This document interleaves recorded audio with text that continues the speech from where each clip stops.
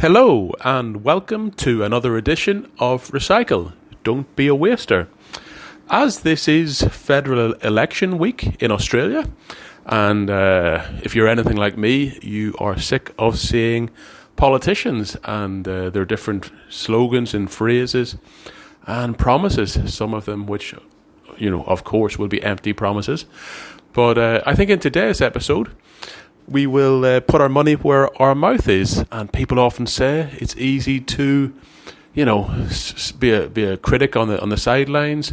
But if you can't state what you would do, I think you have to sometimes put yourself in harm's way and come up with some ideas also. So in today's podcast, I think I'll put myself in the position of a politician. And what would I do? What would we on this podcast? What would we do? Obviously focusing on the environment and the pollution and those sort of aspects, which is what this podcast focuses on.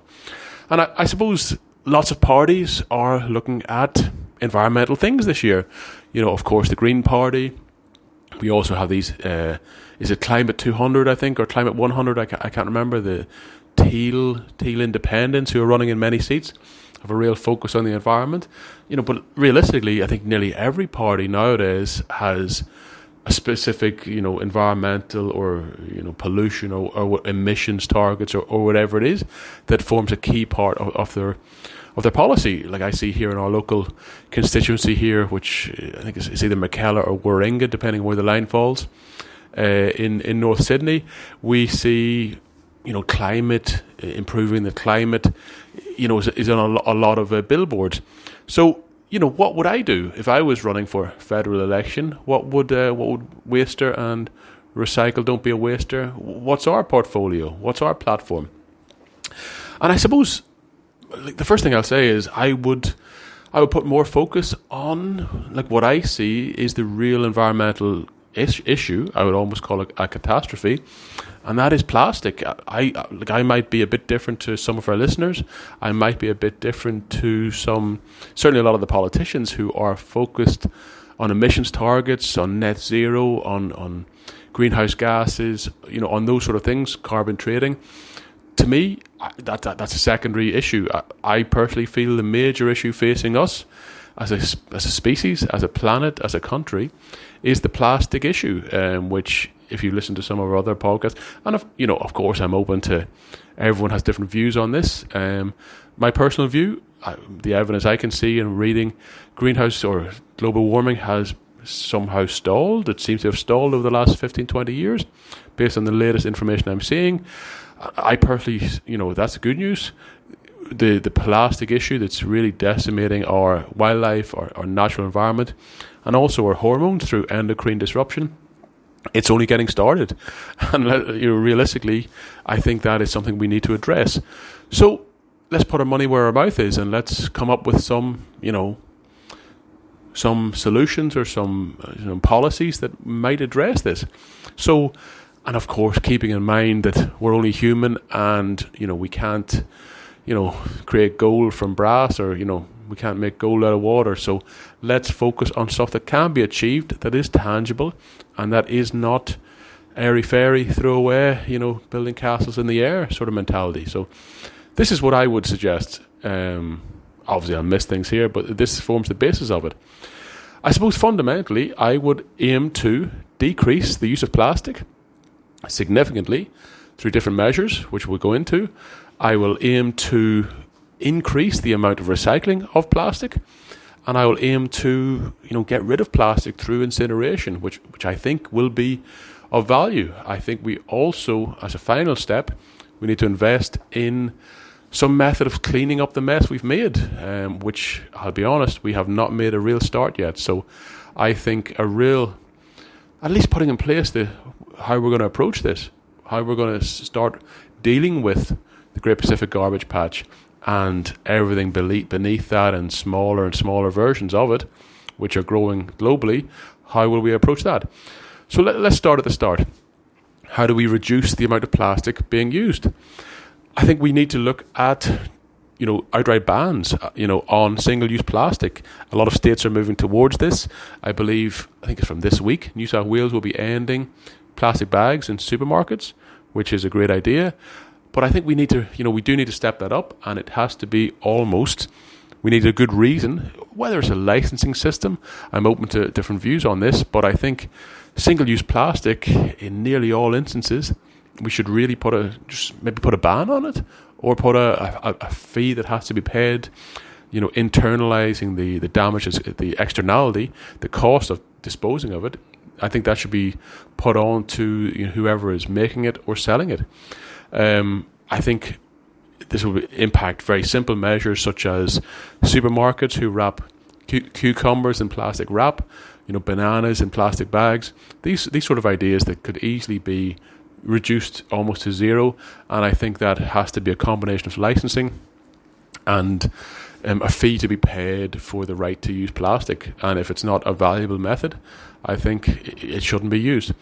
So that's the first thing. I think as a second step in that, you really need to expand the extended producer responsibility concept that we discussed in previous episodes, whereby the manufacturer and the seller, but predominantly the manufacturer, has to really take account of the costs of disposing of this product. And I'm thinking here, plastic drinking bottles, where we have already, I think we've covered in previous episodes, the health issues these cause through endocrine disruption, and we've also covered the fact that these things don't get recycled to the extent they should be, and we have ready and easier to recycle alternatives such as glass bottles, clearly, or aluminium cans, which of course are also much easier to recycle. They have a significant energy input into smelting that aluminium, but clearly they're much easier to recycle. It's almost 100% recyclable product, and I think also there's aluminium cans in the environment create much less damage to the environment that we know of than plastic bottles. So I think a more formalized, more expanded, extended producer responsibility, EPR, and I think focusing in on plastics, covering fundamentally plastics, which is where the real problem is. And at the end of the day, it makes sense to focus on, go where the problem is, go fishing where the fish are. And I think that is the main issue. Thirdly, I think we want to look at really turning our waste levies, which we have in nearly all states. We're charging $150 a ton or whatever it is on disposing of waste at landfill.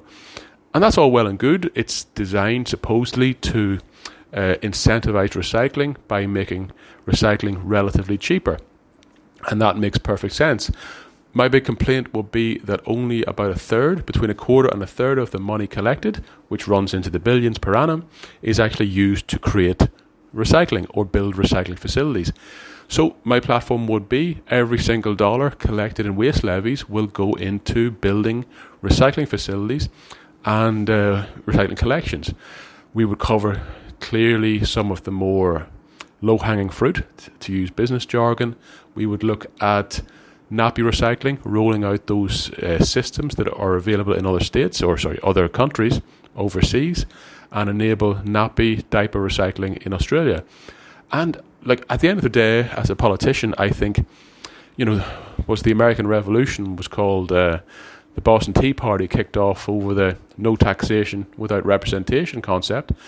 And when we talk about waste levies, which are theoretically a tax, you're taxing people, cafes and restaurants, but you're not really providing them with any opportunity to recycle it. We don't have those recycling options available. And I think it's only fair to tax people if that taxation is being used to provide that alternative.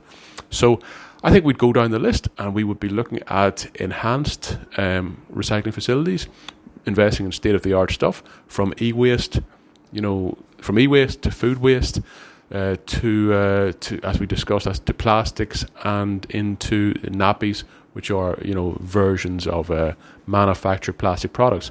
So if we're talking about that means we're moving from a third of money collected to 100%. Let's hope that triples. Back of an envelope, it will triple the amount of money going into it, which clearly should make an impact on the number of recycling facilities that we have.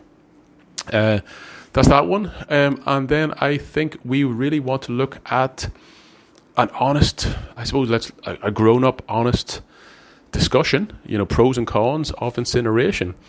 My argument is that, and we've discussed it ad nauseum on this podcast, that plastic is not that easy to recycle in many instances. Some of it is, but a lot of it is not. And it's not infinitely recyclable. It cannot be recycled over and over again into the same product.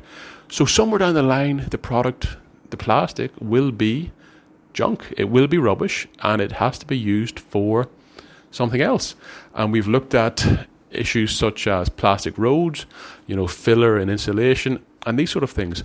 But that still creates the issues with microplastics in the environment. I'll be honest, I personally feel modern incineration, with modern technologies, we're clearly trying to move away from carbon fuels, etc., reducing emissions. But I think the war with Russia, the Russia-Ukraine war, is highlighting that there still is a reliance in many countries on carbon fuels, gas, oil, etc., as a backload whilst we develop and roll out more sustainable, green technologies like wind, water, etc. But fundamentally, I think plastic is carbon. It's a carbon fuel, and it burns readily, and it emits a lot of energy. So my personal view is that the issues with microplastic are so large, the plastic usage that we cannot, reduce to zero, we should utilize that energy, those calories, and create electricity, which will, mean we don't need to explore or exploit new carbon fuels. So we're displacing that requirement. And secondly, we're not dumping it in landfill. And thirdly, we're not creating microplastics. Modern facilities are very effective at capturing the clearly negative environmental impacts of these products, of burning these products. And I think we really need a grown-up discussion and looking at countries like Sweden and Japan who favour this sort of approach. So my view is that if at the moment we see a plastic bottle and we see a cost, it's a cost to dispose, a cost to recycle. But realistically, that could be seen as a piece of energy, it could be seen as some fuel, and that fuel could be seen as a way to heat, create electricity, and do different things. So, I think if we can change the argument around what these things are, we can rather pretend and keep our head in the sand and pretend that it's all being recycled in a perfect world. Let's state the obvious. A vast or huge amount of this plastic junk is ending up in our waterways, it's ending up in our sea life, and it's creating unknown and untold impacts on many things, many ecosystems.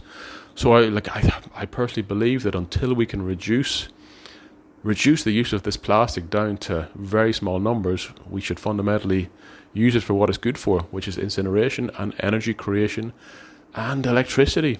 So open to a discussion on that one, but I think it's a core approach. I think any final things I would add, I think we'd also want to really invest more money into plastic alternatives.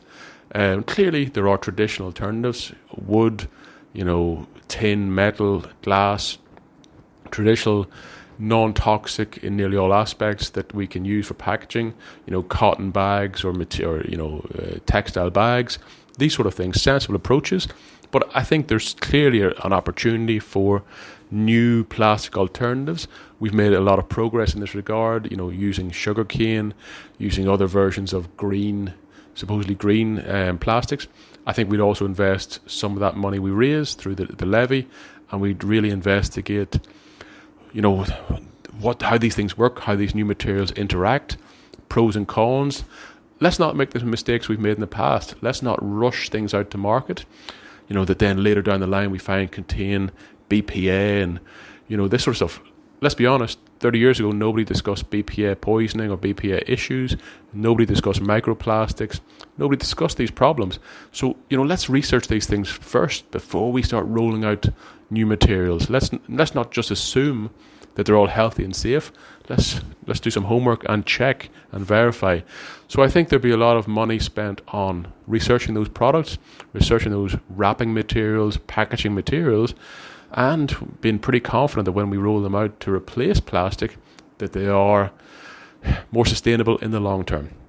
So, that's my views. Whether I get elected on that, platform, who knows? But I think everyone, we should all be considering the environment when going to the polls on Saturday, and hope for the best. Hope that the future is better than the past. Okay, on that, have a great weekend, and thanks again. Recycle, don't be a waster.